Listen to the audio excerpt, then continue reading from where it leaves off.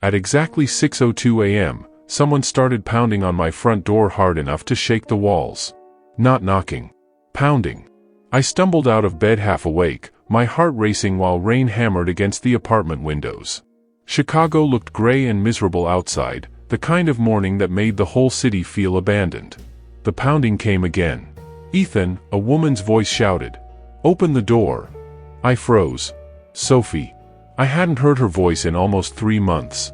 The second I opened the door, she practically collapsed into my chest. Her blonde hair was soaked from the rain, mascara smeared beneath red swollen eyes.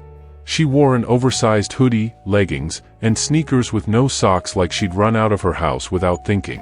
Or without caring. "Jesus, Sophie, what happened?" She looked up at me, trembling. "I signed the divorce papers yesterday." The words hit harder than the cold wind blowing through the hallway. Sophie Bennett. My best friend since college. The girl who used to split cheap pizza with me at 2 a.m. while we dreamed about impossible futures. The girl I secretly fell in love with 10 years ago. The same girl who married another man. She stepped inside slowly, clutching a duffel bag against her chest. I didn't know where else to go. That sentence nearly destroyed me. Because I knew exactly what it meant. 3 years ago, when her marriage started falling apart, I'd told myself to stay out of it. Good men don't wait around hoping their best friend's marriage fails. So I buried every feeling I had for her and pretended friendship was enough. But now she was standing in my apartment at sunrise looking completely broken. And when she finally looked me in the eyes, her voice cracked. "Ethan, I think I made the biggest mistake of my life." I thought she meant the divorce. I had no idea she meant me. The coffee maker hissed quietly while Sophie sat at my kitchen counter wrapped in one of my hoodies. Outside, rain crawled down the windows in silver streaks, turning the city blurry and distant. She looked exhausted. Not just tired. Emotionally wrecked. "You should have called me," I said carefully. She gave a weak laugh. "At 6 in the morning? You've done worse." That finally made her smile a little. For a second, it felt like old times again. Back in college, Sophie used to crash at my apartment after bad dates or terrible exams. She'd steal my fries, complain about professors, and fall asleep on my couch while old movies played in the background. Back then, everybody thought we were together. Honestly, part of me wished we had been. "So," I asked quietly, sliding coffee toward her, "what finally happened?" Her fingers tightened around the mug. "Daniel cheated again." I looked away immediately before my anger showed. Again. Of course he did. Daniel Mercer looked perfect from the outside, expensive suits, charming smile, rich family, but underneath all that, he treated love like a temporary hobby. "You know the worst part?" Sophie whispered. I kept convincing myself if I loved him harder, he'd finally choose me. I hated hearing that. Because I knew exactly how deeply she loved people. Too deeply. "You deserved better," I said. Her eyes met mine. "You always say that." "Because it's true." Silence settled between us. Dangerous silence. The kind that carried years of things unsaid. Then Sophie looked around my apartment slowly. "You still have that ugly lamp?" I laughed. "You said it looked artistic." I lied. "It's horrifying." For the first time all morning, she genuinely laughed. And God, hearing that sound again hurt in the best possible way. Then her smile faded. "Can I stay here for a few days?" Every logical part of me screamed no. Because letting Sophie stay here meant reopening feelings I'd spent years trying to survive. But when I looked at her trembling hands, there was no way I could refuse. "Yeah," I said softly. "You can stay as long as you need." The way she looked at me afterward felt different. Warmer. Almost afraid. And I suddenly realized something terrifying. This wasn't going to stay simple for long. By the third day, living with Sophie started feeling dangerously natural. Too natural. She danced barefoot in my kitchen while making pancakes. She stole my hoodies like they belonged to her. At night, we sat on the couch watching old movies while thunderstorms rolled across the skyline. It felt like a relationship. Except it wasn't. And that confusion was slowly killing me. One evening, Sophie walked onto the balcony while I was drinking a beer alone. "You're avoiding me," she said immediately. I scoffed.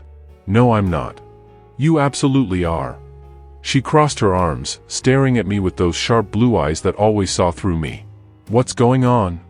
I leaned against the railing. Nothing. Ethan. There it was. That tone. The one that made lying impossible. I exhaled slowly. You just got divorced, sophomore. And you're emotional. Vulnerable. I don't want things getting complicated. Her expression changed instantly. Complicated for who? I stayed quiet too long. That was my mistake.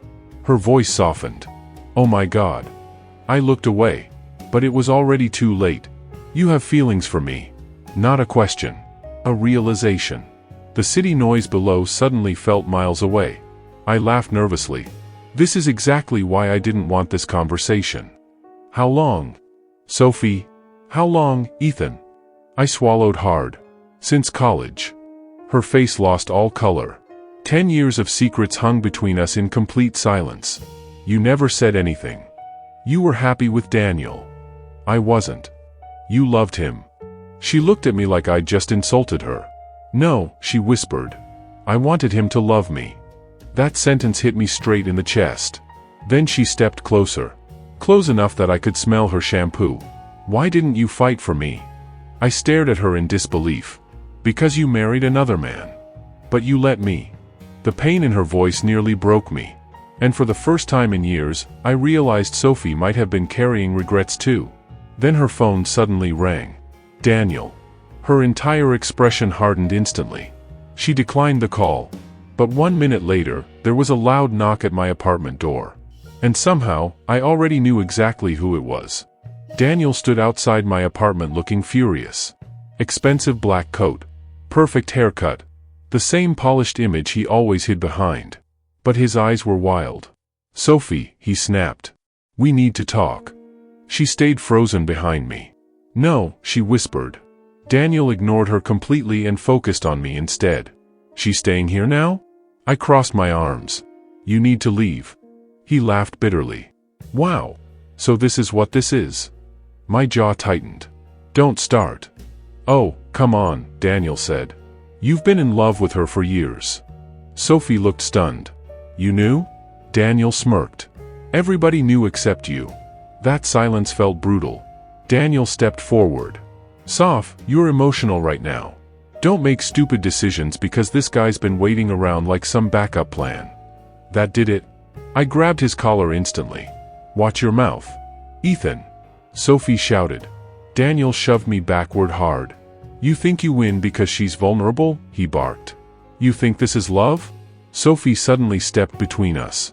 Stop it. Both of us went silent. Tears filled her eyes as she looked at Daniel. You cheated on me for 2 years. His anger flickered. That's not fair. You lied to my face every single day. Sophie. And the saddest part, her voice cracked, I kept begging you to love me correctly. Daniel's expression finally broke. For a second, he actually looked guilty. Then he looked at me again. You really think he's the answer? He asked quietly. You'll ruin your friendship too. That sentence landed harder than I expected. Because deep down, it was my greatest fear. Daniel finally left after that, slamming the hallway door behind him. The apartment fell silent. Sophie stood there shaking. Then suddenly she started crying. Not softly. Completely falling apart. I wrapped my arms around her instantly, and she buried her face against my chest. I wasted so many years, she sobbed. I held her tighter. But while she cried in my arms, one terrifying thought kept repeating in my head. What if Daniel was right? What if loving her destroyed us both? 2 nights later, Sophie couldn't sleep. I found her sitting on the kitchen floor at 2 a.m. wearing one of my t-shirts, staring blankly at the city lights outside. You okay? No. At least she was honest. I sat beside her quietly. For a while, neither of us spoke. Then she asked, Do you remember graduation night? I laughed softly. You got drunk and screamed at a taxi driver because he called you, ma'am. I was 22. That was disrespectful. I smiled. Then her expression turned serious. I almost kissed you that night. My heartbeat stopped. What? She looked down at her hands. I thought you were going to kiss me first. Every nerve in my body went still. Sophie. But then Daniel showed up. She swallowed hard. And everything changed. I stared at her, completely stunned. All these years, I'd believed I imagined the connection between us. Like maybe I'd romanticized it because I loved her. But now she was telling me she felt it too. "You know what scares me?" she whispered. "What?" "That being with you feels easy." I frowned slightly. "That's a bad thing?" "It is after chaos," she admitted. "I don't trust easy anymore." That broke my heart a little. Because Daniel had taught her love needed to hurt to be real. I turned toward her carefully. "Soph, love isn't supposed to feel like surviving." Her eyes filled instantly. For a second, neither of us moved. Then she reached for my hand slowly. The air between us shifted completely. One small movement. One touch. 10 years of tension. She looked at my mouth. I looked at hers. And right before we kissed, her phone buzzed again. This time it wasn't Daniel. It was her mother. Sophie answered reluctantly. But the second she heard her mother's voice, her entire expression changed. "What?" Silence. Then panic. "I'm coming right now." She hung up, breathing fast. "What happened?" Her eyes locked onto mine. "Daniel's in the hospital." The hospital waiting room smelled like antiseptic and burnt coffee. Sophie sat beside me silently, twisting her wedding ring between trembling fingers even though she'd officially taken it off days ago. "What happened?" I asked quietly. "He crashed his car." My stomach dropped. "Is he okay?" "He's alive." But the way she said it told me something else was wrong. An hour later, Daniel's younger sister finally arrived. Crying.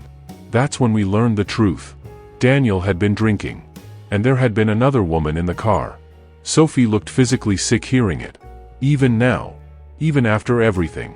I walked her outside for air while ambulances flashed red across the wet pavement. "I feel stupid," she whispered. "You're not stupid. I gave this man everything." Her voice cracked again. Then suddenly she looked at me with terrified honesty. "And now I'm here with you while my husband's in the hospital." Ex-husband. Does that really make it better? I didn't answer.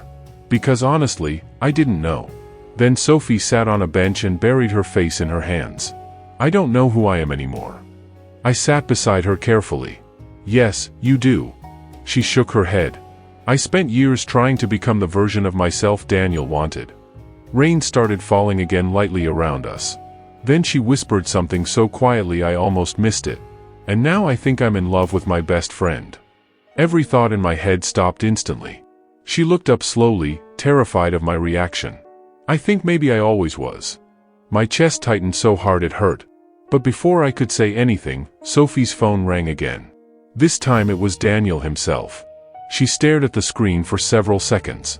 Then answered. I watched her face carefully while she listened. At first she looked confused. Then shocked. Then devastated. When the call ended, she lowered the phone slowly. "What happened?" I asked. Her eyes filled with tears again. "He said the woman in the car wasn't his girlfriend." I frowned. "Then who was she?" Sophie looked completely shattered. She was his fiancée. The drive home was silent. Not peaceful silence. The kind that suffocates you. Sophie stared out the passenger window while rain blurred the city lights into streaks of gold and white. Finally she whispered, he was going to marry her. I gripped the steering wheel tighter. "I'm sorry." He proposed to her before our divorce was even finalized. Her voice sounded empty now. That scared me more than tears. When we got back to my apartment, Sophie walked straight to the balcony despite the rain. I followed a minute later and found her standing there shivering. "You're freezing." "I don't care." I handed her a blanket anyway. Then suddenly she turned toward me. "Why are you still here?" The question caught me off guard. "What? You could have moved on years ago. You could have found someone else." I laughed sadly. "I tried. But why me?" "Because it was always you." I almost said it out loud. Instead I stepped closer slowly. "Do you really not know?" Tears filled her eyes instantly. "I think I do now." Thunder echoed across the skyline. And finally, after 10 years of silence, fear, bad timing, and heartbreak, I kissed her. Soft at first. Careful. Like both of us were terrified the moment would disappear. Then Sophie grabbed my shirt and kissed me back harder, crying against my mouth like she'd been holding this in for years. Every emotion exploded at once. Love, relief, regret, need. When we finally pulled apart, both of us were breathless. But then Sophie suddenly stepped backward. Panic flooded her face. Oh my God. My stomach dropped immediately. What? I can't do this. The words hit like a punch. Soph, I just ended my marriage, she cried. I don't even know who I am right now. I stared at her silently while rain soaked both of us. You deserve someone certain, she whispered. And I'm not. Then she walked back inside, leaving me alone on the balcony with 10 years of love and absolutely no idea whether I'd just gained everything or lost her forever. Sophie was gone the next morning. No note. No goodbye. Nothing. The apartment felt brutally empty without her. I kept replaying the kiss over and over in my head, trying to figure out where everything fell apart. 3 days passed. Then 5. No calls. No texts. I told myself to let her go. Maybe she needed space. Maybe I was just the safe place she ran to after her divorce. But on the 7th night, there was another knock at my door. 6 p.m. this time. Not 6 a.m. I opened it slowly. Sophie stood there wearing a long beige coat, her hair blowing softly in the evening wind. But this version of her looked different. Calmer. Certain. I owe you an apology, she said quietly. I stayed silent. I ran because I was scared. She stepped inside slowly.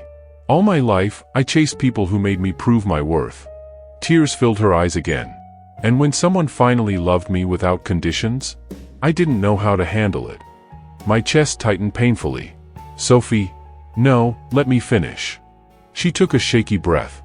You were never the backup plan, Ethan. Every emotion inside me froze. You were the person I was supposed to choose from the beginning.